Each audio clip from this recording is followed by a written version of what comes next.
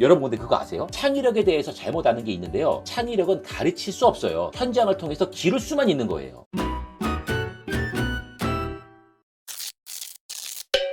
안녕하세요, 다정한입니다. 오늘 이야기할 책은 8단어입니다. 2014년 5월에 출간됐고요. 지은이는 박웅현, 굉장히 유명하신 분이죠. 이분을 검색해보면 광고인이자 작가로 나옵니다. 유명한 광고 문구를 보면요, 그녀의 재정가가 내 가슴 속으로 들어왔다. 잘자 내 꿈꿔. 넥타이와 청바지는 평등하다. 나이는 숫자에 불과하다. 사람을 향합니다. 이런 문구가 있죠. 그리고 대표작으로도 책은 도끼다. 또 다시 책은 도끼다. 인문학으로 광고하다. 이런 많은 작품이 있습니다. 아무튼 이런 대단하신 분이 인생을 생각해보기 위해서 8개의 단어로 화두를 던지는 그런 책이에요. 젊음 혹은 삶을 대하는 데 있어서 매우 중요하다고 생각되는 이 8가지 키워드 보시는 바와 같습니다. 살펴볼게요. 첫 번째는 자존, 나를 소중히 여기는 거죠. 자존이 있는 사람은 호떡을 구워도 행복하고 자존이 없는 사람은 100억이 있어도 자살할 수 있다. 이런 말이 있습니다. 자존을 가장 잘 설명한 문장이라고 봅니다. 특히나 우리나라 교육은요, 어떤 정해진 코스를 따라가는 교육이라고 할 수 있는데 현재 공교육의 가장 큰 문제점은요, 기준점을 자신 안에 두지 않는 거예요. 오히려 자신의 기준을 남에게서 찾고 있어요. 우리나라 교육은 너에게 무엇을 넣어야 될까?의 방향으로 진행이 됩니다. 너는 성공하려면 이런 걸 가지고 있어야 돼 라는 셈이죠. 자신이 가지고 있는 것은 일단 무시됩니다. 자, 그런데 미국은 어때요? 너 안에 있는 게 뭐니? 라는 교육으로 진행이 됩니다. 가진 것을 무시하지 않고요, 잘 활용해보자는 그런 자세예요. 어때요? 비교되시죠? 자, 이렇다 보면 우리나라 아이들은요, 남들과 다르게 되면 불안해져서 자존감을 찾기 힘들어집니다. 항상 하는 말처럼 자신의 잠재력을 발견하고 키워야 되는데 남의 기준으로 나를 평가하거나 판단하지 말아야 됩니다. 제발요. 나에게 집중할 때, 그리고 나를 소중하게 여길 때 기회는 찾아옵니다. 두 번째는 본질입니다.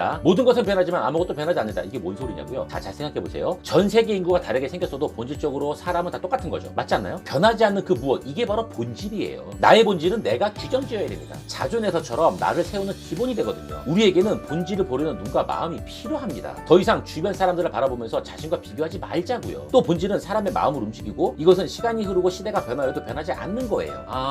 모든 것은 변하지만 아무것도 변하지 않는다는 말이 이제 뭔지 좀 알겠네요. 자, 이런 생각은 어때요? 내가 학교에 다니는 본질은 무엇인가? 내가 직장을 다니는 본질은 무엇인가? 내가 댄스를 하는 본질은 무엇인가? 내가 유튜브를 하는 본질은 무엇인가? 내가 하는 결혼 생활의 본질은 뭔가? 이 본질에 따라 각각 다른 결과와 중간 과정들이 나타나겠죠. 이제는 본질에 집중해 보자고요. 그럼 생각보다 쉽게 정리되는 그런 경험을 하시게 될 거예요. 세 번째는 고전입니다. 영어로 클래식. 근데 그거 아세요? 고전은 즐기는 대상인 거지 공부할 대상이 아니라는 거예요. 고전은 그냥 명작이 아니라 시대를 뛰어넘어 변함이 없는 읽을 만한 가치를 지닌 그런 것을 말합니다. 듣는 거든 보는 거든 다 전부 다요. 이런 고전을 만나기 위해서는 그리고 준비를 해야 돼요. 왜? 아는 만큼 보인다고 하잖아요. 모르면 그냥 지루해요. 고리타분하죠. 흥미를 잃게 되죠. 즐겨야 하는데 말이죠. 예를 들면 가방을 명품이라고 말하는 사람이 있는데 단지 고가품에 불과해요. 지은이는요, 명품이라는 것은 클래식을 말할 때나 쓰자고 강조하고 있습니다. 오랜 시간 몇백 년이 흘러도 인정받는 데는 다 이유가 있으니까요. 단순한 유행 같은 거 말고요. 자, 넷째는 견입니다. 볼 견자죠. 이 단어 정말 대단한데요. 일상생활 주변에서 펼쳐지고 일어나고 있는 일들에 대해서 제대로 볼 줄 아는 것을 바로 이 견이라고 하는데, 이 견이 있으면 창의력으로 연결될 수 있다고 해요. 즉 제대로 봐야 한다는 거죠. 우리가 보는 거는요, 대부분 그냥 흘려보내는 것에 불과해요. 여러분 근데 그거 아세요? 창의력에 대해서 잘못 아는 게 있는데요. 창의력은 가르칠 수 없어요. 현장을 통해서 기를 수만 있는 거예요. 창의적이고 싶죠? 제가 한 가지 방법을 알려드리면 본 것을 말로 그려보는 거예요. 이게 뭔 소리냐고요? 자, 잘 떠져보세요. 말로 그림을 그린다, 이 행위는요, 말로 자세히 설명해야 한다는 뜻이고요. 그러기 위해서는요, 자세히 봐야 돼요. 대충 보면은요, 대충 그릴 수밖에 없어요. 자세히 보면은요, 말로 그림을 그릴 때 자신의 방법이 생기는 겁니다. 이제부터 어떻게 봐야 되는지 아시겠죠? 집중해서 보세요. 다시는 못 볼 것처럼요. 다섯 번째입니다. 다섯 번째는 현재입니다. 현재가 지금이지 이게 뭐 대단한 단어인가 싶죠? 맞습니다. 정말 중요한 의미를 담고 있는 단어예요. 현재에 집중하자는 뜻이거든요. 밥을 먹을 때 제발 밥만 먹고 다른 생각하지 말고요. 잠잘 때도 잡다한 생각을 던져버리고 잠만 자라는 아주 단순한 이야기입니다. 근데 우리는 밥 먹을 때 뭐 하나요? 핸드폰, TV 시청? 뭘 하든 밥만 먹질 않아요. 마찬가지죠. 지금을 살고 있는데 지금 이 시간에 온전한 신경을 쓰지 못하면서 살아요. 이런 생각이 계속 반복되고 있는 거예요. 현재를 즐겨본 적이 있으신가요? 현재를 즐길 줄 알면 자신을 제대로 볼 수가 있어요. 이렇게 정리해보는 건 어떨까요? 즐겨야 보일 수 있고 봐야 본질을 알 수 있으며 그런 모습들 쪽에서 자존감이 자리 잡을 수 있다. 그리고 어떤 선택을 하고 나서 후회하지 않는 팁이 있어요. 절대 뒤돌아보지 마세요. 쉽죠? 여섯 번째는 권위입니다. 좀 거부감이 들고 부정적인 느낌을 주죠? 맞아요. 바로 그 단어예요. 동의되지 않는 권위에 굴복하지 말고 불합리한 권위에 복종하지 말아야 됩니다. 당연시하지 말라는 거죠. 여러분들 문턱주의라고 아세요? 어떤 직함 앞에서 약해지는 현상이에요. 니네 눈지 않아? 내가 어디 검사인데? 이런 말하는 거 있죠? 이런 거에 약해지는 거예요. 그런데 이 증상이 왜 생기냐면 그 문턱이라는 곳에 들어서거나 그 선을 넘어가면 인생이 달라진다는 믿음에서 시작된 잘못된 증상이라는 거예요. 권위는 누리려고 하는 사람들도 문제지만 그 권위를 인정하고 받아들이는 현상이 더 큰 문제라고 말하고 있습니다. 그렇지 않나요? 자신도 모르는 사이에 이런 모습을 우리는 보이곤 해요. 여러분, 혼돈하시면 안 되는 게 있는데 존중과 권위는 다른 거예요. 우러나와야 하는 거거든요. 자신이 존중하는 것인지 권위에 굴복하는 것인지 진지하게 한번 생각해 보십시오. 7번째는 소통입니다. 소통은 말 그대로 마음을 움직이는 말의 힘이에요. 소통이 안 되는 3가지 문제가 있어요. 여러분들도 대부분 아시는 건데 서로 다르다는 걸 인정하지 않고 상대를 배려하지 않고 하고 싶은 말을 제대로 전하지 못해서 발생되는 겁니다. 문제를 알았으면 이제 어떻게 하면 될까요? 맞습니다. 반대로 하면 돼요. 상대방이 나와 다름을 인정하시고요. 같은 말이라도 상대방에 따라서 해석이 달라질 수 있음을 먼저 배려하고 나의 생각을 세련되게 전달하기 위해서 노력하는 자세를 가지는 거예요. 누군가 그러더군요. 소통만 잘 되면 불편한 노동은 없앨 수 있다. 자, 마지막으로 8번째, 인생입니다. 최종적인 단어죠. 앞에서 말한 7가지를 다 담아내는 그릇인 셈이에요. 지은이가 하고 싶은 말이 이게 아니었나 싶어요. 인간의 불완전함을 받아들이고 실수에 휘둘리지 말아야 한다. 가본 적이 없는 길인데 어찌 완벽할 수 있을까? 나만 그러는 게 아니니까 염려하지 말아라. 자, 모든 인생에서 최선만을 선택할 수는 없습니다. 지은이가 알려주는 잘 살아갈 수 있는 팁이 3가지가 있습니다. 인생의 공짜는 없다. 인생은 마라톤이다. 자, 길다는 거예요. 인생의 정답은 없다. 마지막 내용인 인생의 정답은 없다에서 지혜로운 사람과 어리석은 사람의 생각이 달라요. 자, 어떻게 차이가 나냐면은 지혜로운 사람은 선택한 다음에 그걸 정답으로 만들고요. 어리석은 사람은요, 선택하고 나서 후회하면서 오답으로 만들어 버린대요. 어떠세요? 공감되시죠? 여러분들은 둘 중에 어떤 스타일로 살아가실 건가요? 끝으로 제가 읽은 8단어에 대한 총 정리입니다. 직장 생활을 하면서 가장 많이 공감할 수 있는 단어는 권위였고, 직장 생활을 하면서 가장 필요한 것은 소통이었으며, 직장 생활을 하면서 잃어버렸던 것은 자존이었다. 살면서 많이 접해보지 못한 것은 고전이었고, 살면서 가장 서툰 모습이 견이었고, 살면서 미래를 생각하기보다는 하루하루의 현재만 생각을 했고, 이제부터 관심 갖기 시작한 것이 바로 본질이었다. 이제 진정한 나의 인생을 살아보려 한다. 제가 읽은 한 문장 정리인데요. 한 문장 치고는 좀 길긴 하지만, 자, 어떠셨나요? 여러분들도 8단어로 여러분들만의 삶을 한번 정리해보세요. 그리고 남은 삶을 설계해보시는 것도 전 추천드립니다. 이 책을 통해서 여러분들에게 변화가 나타나시기를 정말로 진심으로 바랍니다. 이 책은 여기까지 할게요. 다양한 의견을 댓글로 남겨주시고 좋아요와 구독을 부탁드리겠습니다.